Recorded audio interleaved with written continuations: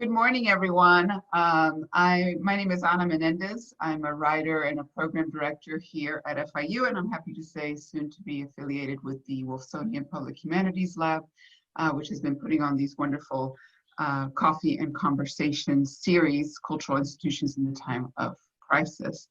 On behalf of the lab's director, Rebecca Friedman, and my colleagues, I thank you for joining us today. I am delighted to welcome a dear friend, Mitchell Kaplan, a dear friend to me and to many writers here in Miami.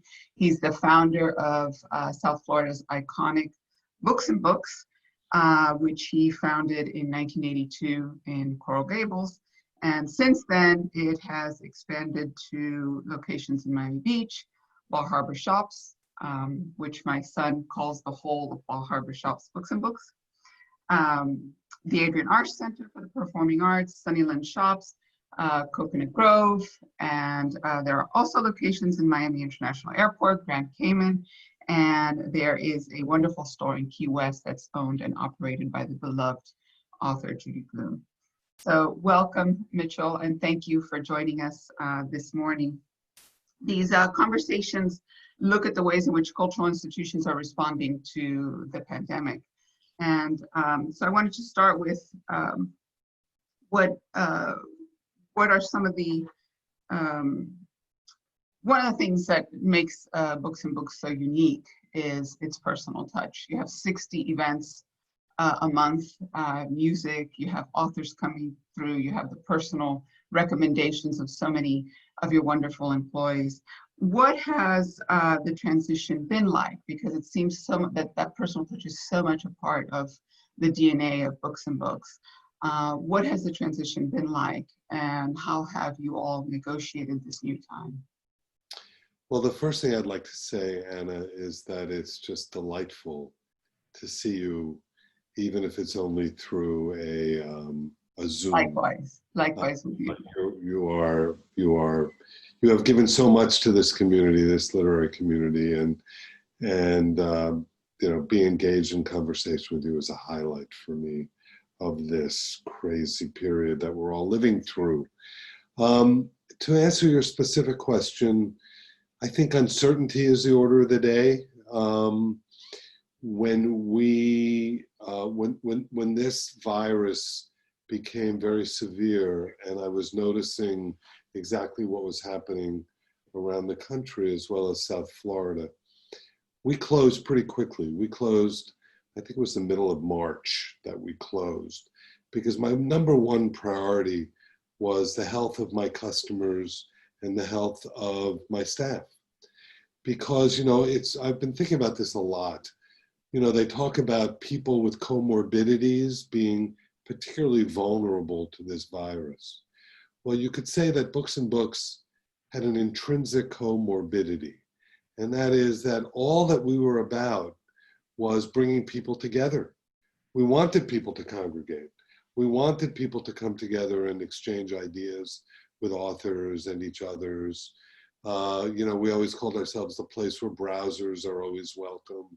We wanted people to linger. We had music on Friday and Saturday nights. We had a cafe where we were hoping revolutions would be plotted.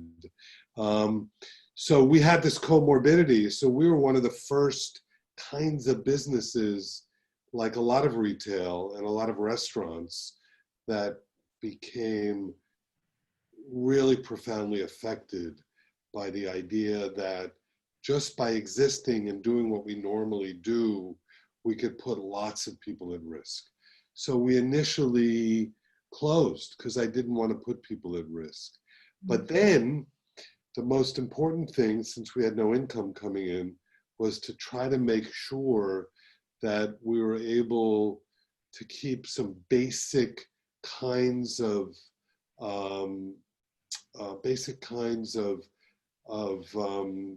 things that we supplied our staff with, like health insurance. And, you know, we tried to employ as many people as we could. I had to furlough. We have about 85 or 90 people working throughout all the stores, and I had to furlough about 90% of them. But I made sure that the health insurance that we were able to provide, whoever had it was able to maintain itself. And the way we did that is we quickly pivoted to promoting our online sales, because while all the physical stores are closed, you can still access books and books through online.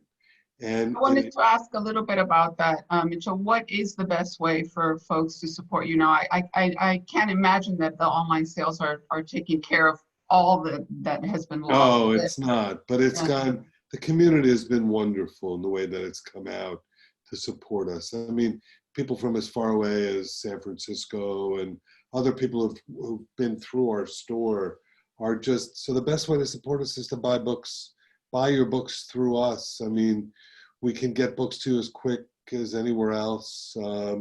I can attest to that. I've sent books to my mom and to my sister, Yeah. and we've gotten books. It's very quick, and shipping's free, right? Yeah, well, shipping over $50 is free. We had to adjust it a little bit where it's $2.99, which is not a lot, up to $50. Then over $50 is free, and you get personal touch. You get Aaron, who will come into you, say, hey, your book is on the way. There's somebody you can call if there's a problem. And then we have people who are in the stores, who are in the Carl Gable store, and you can call up and ask for recommendations. We've done curbside pickup a little bit as well. And I then saw that just you opened the restaurants now, the cafes. this Monday, we opened the cafe at the Arch and the cafe in the Gables for pickup, basically. So we're doing what we can to get some money coming in. And then we've started doing all of these virtual events as well, as we're doing right now. So I did a marvelous event with Julia Alvarez, whose new book, Afterlife, I think is just stunning and just remarkable. And so I did an event with her. We did one with Madeline Albright. We have coming up Marlo Thomas and Phil Donahue are going to be in conversation with the Estefans about marriage. And so we're doing a lot of stuff. People can just go to the website for information on those. We're still doing mailings. So if you sign up and get to be on our mailing list at booksandbooks.com, you can make sure that you get all the news about what we're doing. Mitchell, after this is over, hopefully it will be soon, have you learned anything during this time, even just business-wise, that you'll be carrying over into the after times? Oh, I've learned a lot. In fact, I'm looking at everything that we do to try to understand that, all arts organizations, all small business, we have to understand that we have to get as strong as we possibly can to weather these kinds of things. I mean, Books and Books will always be here. How it's here, I'm not sure. I mean, I'm all about physical stores. 40 years ago, before the internet, if you had told me that I'd be doing this, I would have said that's the thing of science fiction, right? Because for me, it's all about seeing people, bringing people together. I don't want to be an online bookseller. That's not what I'm looking to be. I'm not looking to live in a virtual world. I want to live in a real world. So I see this as temporary, but what I have learned, just like through all kinds of crises, there are things that you begin to learn about. So what we're doing today is a very interesting new wrinkle that none of us really knew about or didn't really explore. So there may be some virtual things that we can do that would bring people and writers from across the world together. So there's some programming that we might be able to continue that goes beyond bringing people into the stores. And at the same time, we're just looking at every single expenditure we have. I'm trying to be a better business person and really understand, the nature of what we're doing and how we're doing it and why we're doing it. How else can the community support you? We talked a little bit about buying online. I was wondering, is it better to buy the books online, or is it better to buy gift certificates? Well, it's whatever suits you, really. I mean, a lot of people are buying gift cards. I call it doing, their Christmas shopping in May. they're just banking their gift cards. And that's a really good way that, you can be very helpful to small business, not just us, but to any small business. Because although we did get some public assistance, it's very limited in terms of how you can use it. And it runs out like in about 6 weeks. So when that happens, I've been able to bring my employees back, even those who aren't even working in the store. It's a kind of unemployment plan that we're involved in. But I'd like to see us continue after that as well.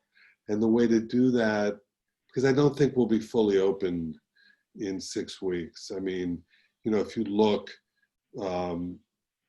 illness is rising in South Florida. We don't have 2 weeks of a downward trajectory. It's not that I'm pessimistic. I just think we have no leadership, from the top. So we're sort of in the Wild West here. And every individual business has to make a kind of moral decision in terms of what they want to do. And I just don't want to put anyone at risk. What is a realistic time frame for you, do you think? This is a question we all have, is when will Books and Books finally be open for browsing again? Well, I don't know, actually. And what the browsing will look like. Our stores are relatively small. So social distancing, you can imagine you can't, it raises all kinds of questions. Let's say you're browsing, and even if I took your temperature at the door and you weren't sick right then, you might be carrying something. So what do we do with all the books that you've browsed, right? What do we do with everything you've touched and everything that you're looking at? How do we, it's not very easy to sanitize books in the same way it is other things. So there's all kinds of questions. I'm looking at countries like Australia, New Zealand, where bookstores are opening. The UK won't be opening, but Germany is opening a couple of their stores. And I'm kind of watching how they do it. There's often, where you have it's sort of like when you go into Milam's Market or something, and there's a limited amount of people who can go in. So we're looking at all of that stuff. I think the next step for us will be probably curbside pickup of books, where you can call the store and that we will, walk it out to your car or leave it for you outside the gates, that sort of thing.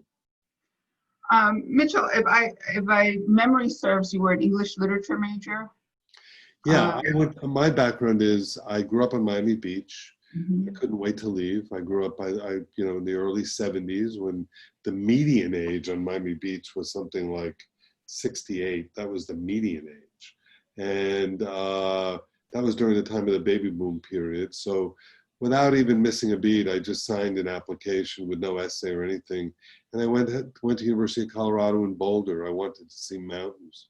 I think I wanted to be like the character in Dharma Bums, the Gary Snyder character. I wanted to live on a mountaintop watching for fires and writing poetry. And a worthy pursuit. A very worthy pursuit. It's what I'm yearning to do right now, in fact. I think we all are. That might be my end game. But so I went to University of Colorado at a time that was great for me because it was when they had just started the Naropa Institute. So people like, Allen Ginsberg was out there, and Gregory Corso. And in fact, we just lost an amazing writer. Michael McClure just died, who I remember hearing read in Boulder. Ann Waldman was there. And I was just a 17-year-old punk kid taking English classes at the University of Colorado. And somehow I got, writers were always my heroes. That's why I bow down every time you come and I see you in the store. Writers were, to me, the highest thing you could achieve. And I knew even then that I wanted to be involved in literary culture somehow. So one of the things that people have noted during this lockdown is that it has been art and literature and music, all of the things that you promote so beautifully that have sustained us through these times.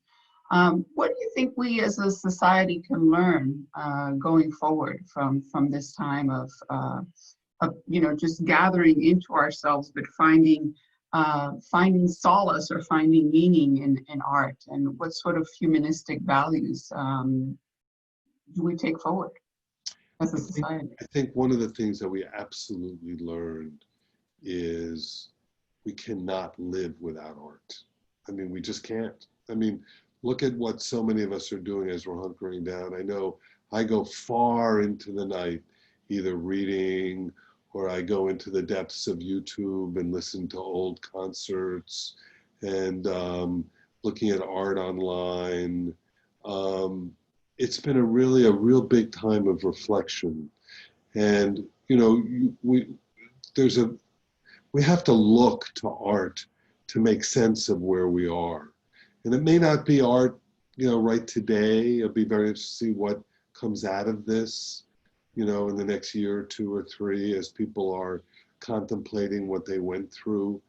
But it is the artists who have their antenna up, who are the most humanistic of those around us, who try to interpret what, in essence, the world is an irrational place.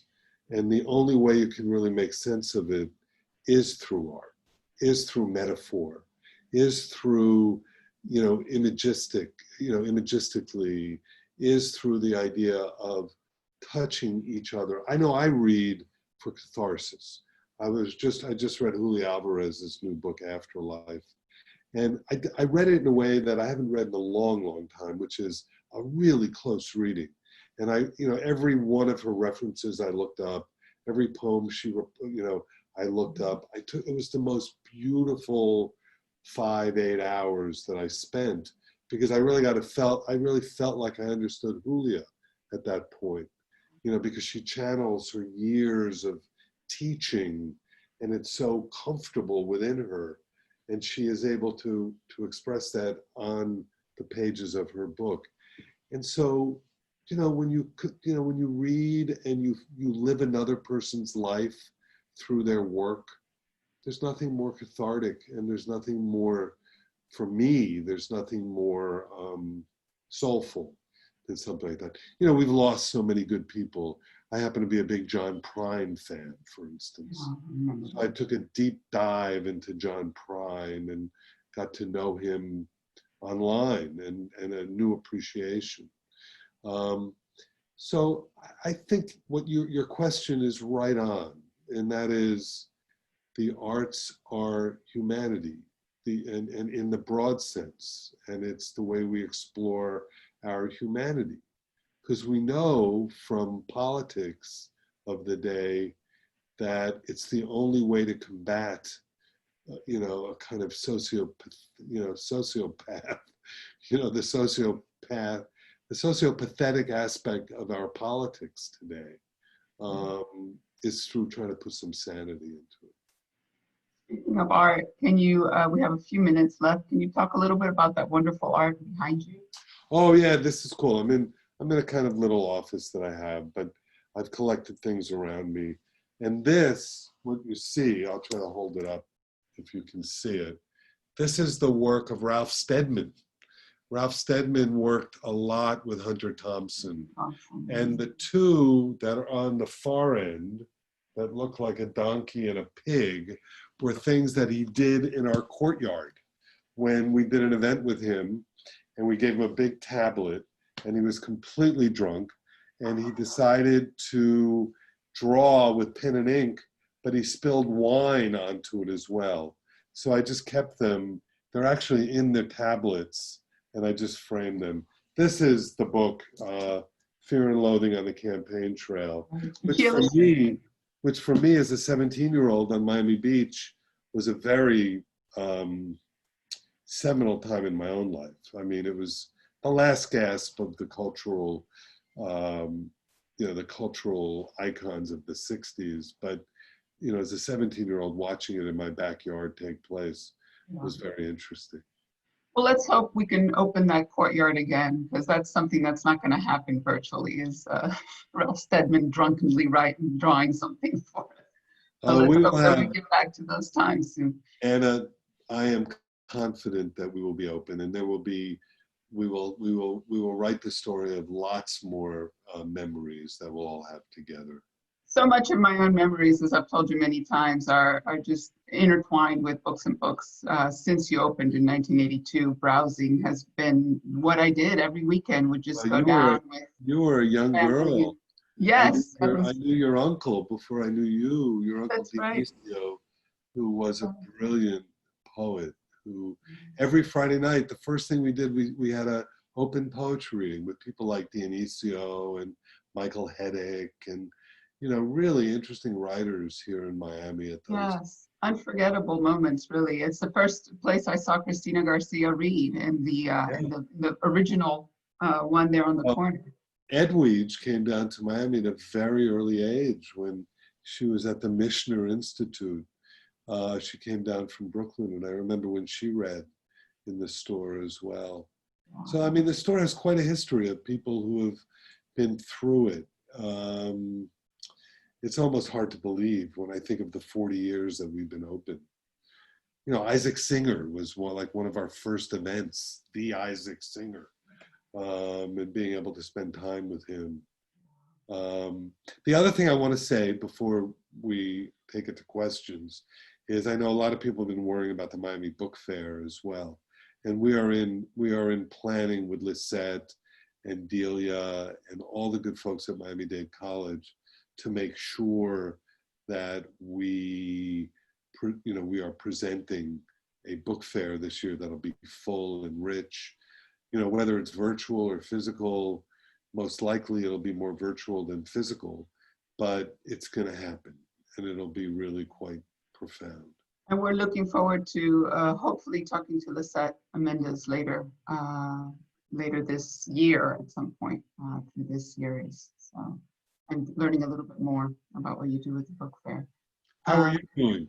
What's happening with your work? I'm doing everything but writing, but hopefully I'll have some time. I'm finding it difficult to write. I'm drawing. I'm doing a lot of drawing. So that's good. I'm keeping that alive, and a lot of reading as always. But let's go ahead and open it up for questions from viewers. If you have any questions, and we have one a comment from our wonderful colleague Julio Capo, who just wants to thank you for this wonderful conversation. Books and Books has been a home for so many of us for so many years, he says. So, thank you. Wants to thank you for that. And then we have another question from David Rifkind, also another wonderful colleague here, who wants to thank you for all you've done for writers, readers, and art lovers. And his question is, what do you think publishers ought to know about the current crisis that they don't yet realize? It's a really good question. That's a great, great question. I thank him for that. Publishers are learning too. I think this has been a shock to their system. I think what they're, inside pool is they're beginning to learn of the importance of the indie channel, I think, as tastemakers, because with so many independent bookstores that are closed, and if you're publishing a book that is what's called the mid-list, that's not a household name, it's extremely hard to get that in front of readers. And I think they're beginning to understand what a well-curated bookstore can actually do for them. There have been layoffs at some of the big 5 publishers. There have been hard times with some of the indie publishers as well. It's a very disruptive period. They're also learning how to work virtually. They're sending authors on virtual tours. I think what's good and what may facilitate a trend that I've been seeing for years, which is, at least for the last 5-6 years, is an understanding that there's a generational shift going on, and there's also a cultural shift going on, and you're going to see a lot more books being written and published by people of color and people of different ethnicities and backgrounds and from different countries, and books in translation. And I think that there are markets that are developed among younger people who are more facile online, who can access these works a lot easier. What Because do you think I'm sorry, no, go ahead. I was just going to end it by saying a lot of those writers are online now, and they have big Twitter followings, and they have Instagram followings. So for them to get the word out about a book they've written becomes much easier. I was going to ask about that, about what this means for writers, especially for writers who are not established, who are just starting out into this, unknown. What do you have any advice for them? Well, it's the advice I always give, which is just write, and write the best thing you can possibly write, because that will find its audience usually. But if you're a writer that has a book coming out right now, and we both know lots of them who do, it's very, very sad in terms of that, because it's a really tough time to be publishing. I've been noticing that certain people who've got books that were scheduled for the fall, those books have been pushed back, to like next year. I mean, on my front, we, as you know, that we've started making some films. So we have, all of our films are from books. And we have a really cool film that we were very excited about that's done, and it's due out August 22nd in movie theaters. And I'm just extremely nervous that it will never make it into the theaters. It's called Let 'Em Go, and it stars Kevin Costner and Diane Lane, based on a Larry Watson novel. And so it may end up with a streamer, then that's what's happening in the film world, is a lot of these things are just going directly onto streaming. We have another question from our wonderful director, Rebecca Friedman, who wonders if you could talk a little bit more about what you see happening in independent bookstores around the world. Well, it's been tough. I mean, I'm in touch with my friends in the book industry all the time, and everyone is going, there's been a lot more attention given on the national news about restaurants and about small restaurants. And everything you hear about small restaurants, you can just transfer that over to bookstores. I don't know how many bookstores are going to end up out of business after all of this. It's an extremely challenging thing. The average bookstore that you see has a net profit of -2%. So you're talking about people who are passionate about what they do, and they're doing it because of that passion. And it might not be the most lucrative thing in the world, but they're willing to give that up in order to do what they do. And this is putting an incredible strain on indie bookstores, even the best of the best. I mean, that City Lights, for instance, had to do a crowdfunding campaign to keep themselves going. And the community stepped up beautifully. Yeah, they did, but it still might not be enough. I mean, I think they got $500,000, but it still may not be enough. And from big to small, every bookstore is undergoing. But something, the thing that I always loved about the industry that I'm in is that it's some of the most creative, bright, optimistic people I've ever met in my life. So I am very hopeful that literary culture will remain intact, and that independent bookstores will be a big part of it, even when this is done. And to answer your broad question, I think it really won't be ended until there's a vaccine or a cure that is foolproof. I mean, none of us, it's funny. You hear warnings for people over the age of 60, right? They say people over the age of 60 should shelter in place. And my thinking is, who do I know who's over the age of 60? And then I think, holy shit, that's me. So, it's, and readers tend to be older. Our reading population is a bit older. And so we have to be all very careful. But I think once a vaccine, and I'm hopeful that a vaccine will be found. It's been terribly disappointing because I don't think we needed to be in this situation. I think if we hadn't fallen asleep in February and March, and now our national government seems to be walking away from it all and saying we're done. It's up to the states now to kind of figure it out. We have no national leadership. And that's why I think that brings the other thing out in me, which, and the other lesson that I've learned. I mean, I've always been a political kid, political guy.